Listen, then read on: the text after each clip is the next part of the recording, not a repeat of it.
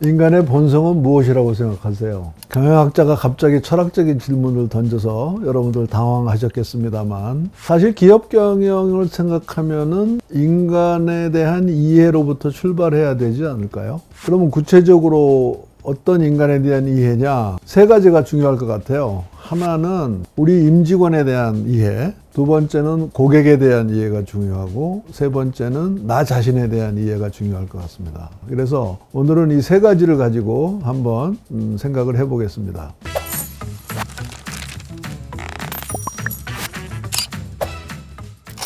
사람들이 왜 열심히 일하는가, 또는 영어로 얘기하면 What motivates people? 그 질문에 대한 답은 다양할 것 같은데요. 세 가지 이론을 생각하게 됩니다. 하나는 맥그레거라는 사람의 XY 이론이라는 게 있어요. XY 이론은 인간에 대한 기본적인 가정인데, X 이론은 사람은 게으르다라는 게 가정이고, Y 이론은 사람은 스스로 열심히 일하려는 그런 동기부여를 하고 또 자기가 열심히 일하면서 만족을 얻는다라는, 게으르지 않다. 이게 Y이론이에요.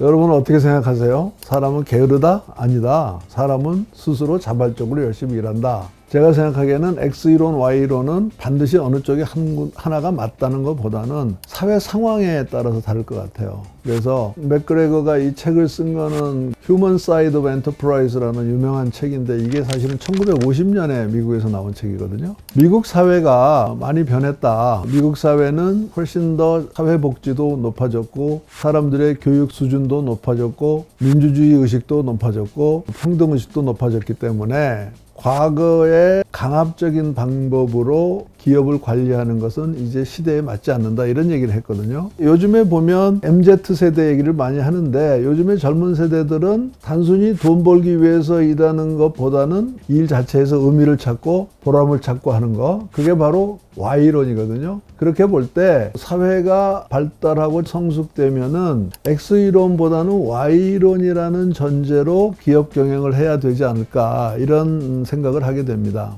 그러면 구체적으로 사람들을 동기부여하는 요인은 무엇일까? 이거에 대해서는 허츠버그라는 사람이 말한 Two Factor Theory라고 있습니다. 사람들을 동기부여하는 요인이 있는가 하면은, 없을 때 불만은 있지만 그게 동기부여는 안 되는 요인이 있다, 이렇게 두 개로 나눴어요. 그러한 요인을 허츠버그는 위생 요인이라고 불렀습니다. 위생 요인이라는 것은 급여, 근무 조건, 복지 제도, 이런 것을 말했는데, 불만스러울 때 사람들의 불평의 요인은 되지만 그거 자체가 동기부여는 안 된다고 봤어요. 말하자면 열심히 일하는 요인은 아니다. 그러면 열심히 일하는 요인, 즉 동기 요인은 뭐냐? 허츠버그는 스스로 일에서 얻는 만족감, 또 주위에서 얻는 인정, 자기 성취 동기, 이런 요인들, 동기부여 요인이라고 봤거든요. 이제 그렇게 볼 때 두 요소 이론은 앞에서 말한 Y이론과 일맥상통한다고 할 수가 있겠습니다.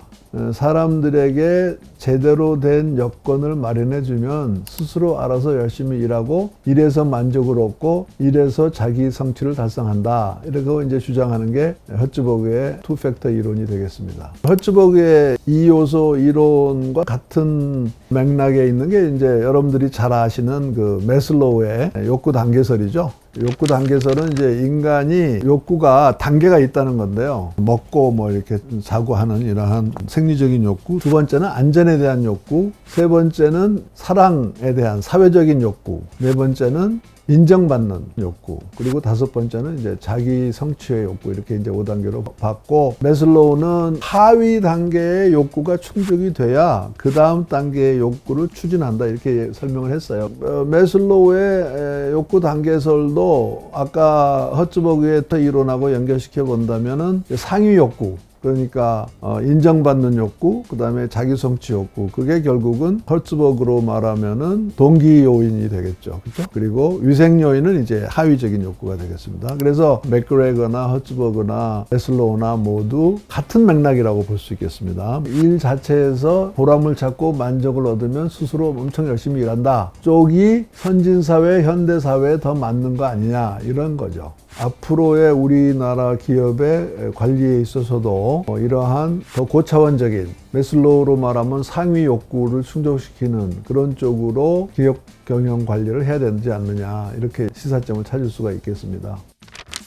우리가 가성비란 말을 많이 쓰죠. 가성비라는 것은 가격 대비 성능을 줄인 말인데, 이것은 소비자들이 굉장히 합리적인 의사결정을 한다는 이제 그런 걸 전제로 하는 거죠. 그런데 우리가 이제 승용차, 자동차를 살 때 승차감도 중요하지만 하차감도 상당히 중요시하지 않습니까? 그럼 이제 하차감이라는 건 뭐냐면은 내가 차를 살 때 차를 통해서 나 자신을 표현하는 거잖아요. 굉장히 멋있는 몇억 원짜리 차를 사는 사람은 자기를 과시할 그런 욕구도 있을 것이고, 상당히 심리적인 요인이 많이 작용하겠죠.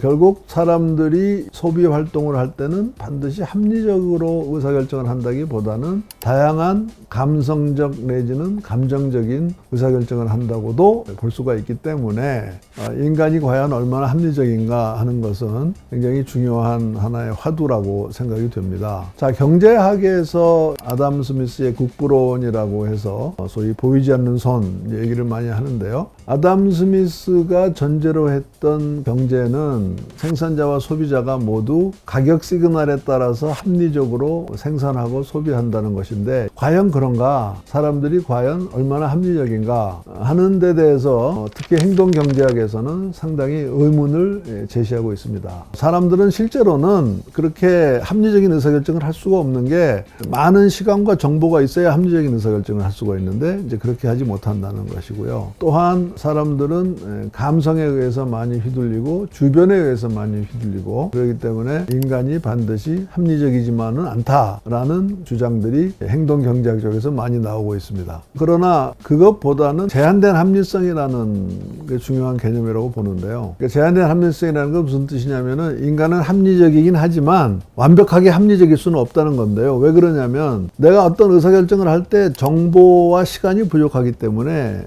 그 안에서 의사결정을 하거든요. 그리고 또 하나는 매번 의사결정을 새롭게 하는 게 아니고 습관화된 의사결정을 많이 하죠. 습관화된 의사결정이라는 게 뭐냐면은 편하게 의사결정하는 거거든요. 내가 아는 것에서 의사결정하는 거, 또는 계속해서 같은 걸 사는 거, 이런 것들이 다 제한된 합리성의 표시이기 때문에 나는 인간의 합리성에는 한계가 있다, 이렇게 보는 입장입니다. 근데 이제 그보다 훨씬 더 감성적이라고 보는 입장이 있는 거죠.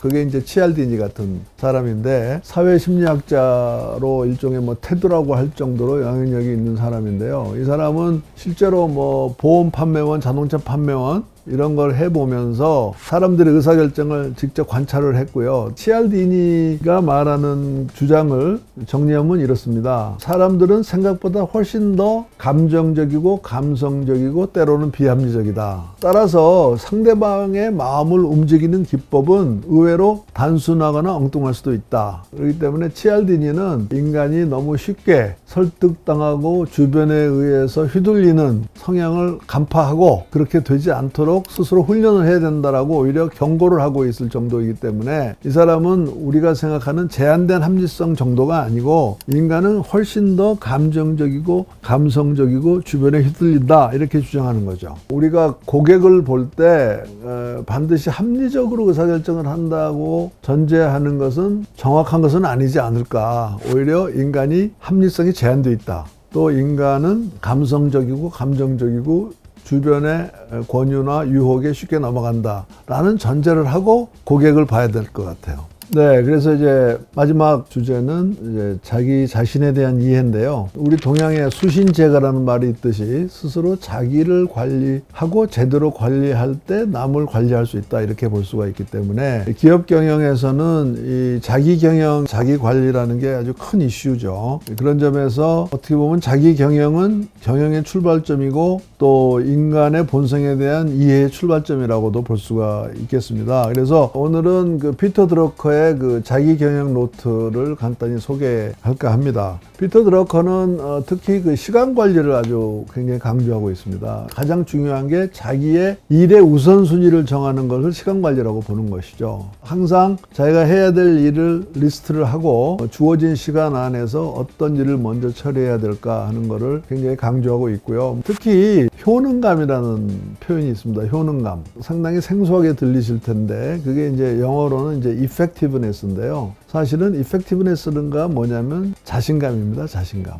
결국 경영자라는 것은 일을 하다 보면은 공경에 처한다는 것이죠. 어려움에 처한다는 것이죠. 그러면 그 어려움과 공경을 이기는 것은 뭐냐면 자기 자신에 대한 효능감이라는 거예요. 그래서 효능감이 강한, 자신감이 강한 사람들은 미래를 낙관적으로 보고 일을 처리한다는 거예요. 그러면 어떻게 하면 효능감이 생기느냐? 결국 이 사람은 자기 개발을 꾸준히 하는 게 효능감을 키우는 것이다. 이렇게 주장하고 있어요. 자기 개발이라는 것이 뭐냐 하면은 학습하는 것을 말하는 겁니다. 평생 학습. 아주 익숙한 얘기죠. 평생 학습. 지금 내가 얼마나 지식이 있고 내가 어떤 경험을 했냐는 것보다는 내가 지금부터 새로운 학습을 할 마음의 준비가 돼 있냐, 자세가 돼 있냐, 그거를 영어로 얘기하면 learn to learn이 되겠습니다. 말하자면 학습할 자세가 돼 있는 거.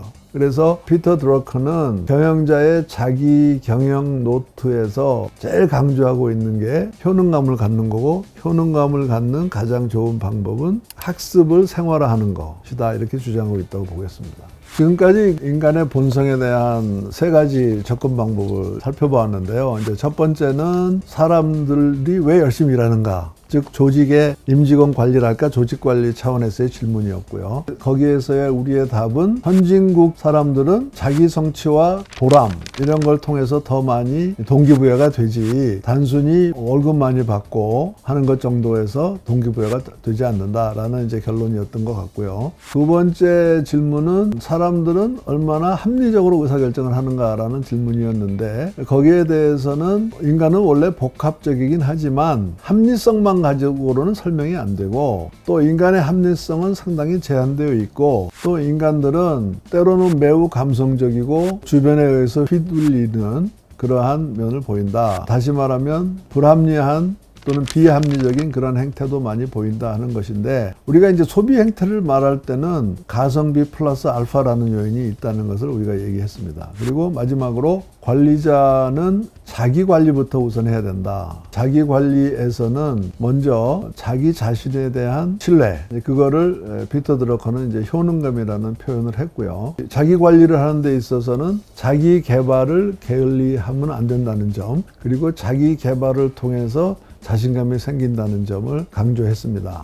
결국 경영자는 우선 자기 자신에 대해서 엄격해야 됩니다. 남의 잘못이나 약점에 대해서는 오히려 너그러운 시각을 갖고 자기 자신의 결함이나 약점에 대해서는 엄격한 그러한 자세가 필요하겠습니다. 그리고 경영자는 무엇보다도 겸손해야 된다고 생각합니다. 사람은 사실 성공하면 오만해지기 쉬운데요. 성공하더라도 남의 말을 잘 듣고 소통을 하고 남의 입장에서 상대방을 이해하려고 하는 그러한 엠파티가 매우 중요하다고 생각합니다.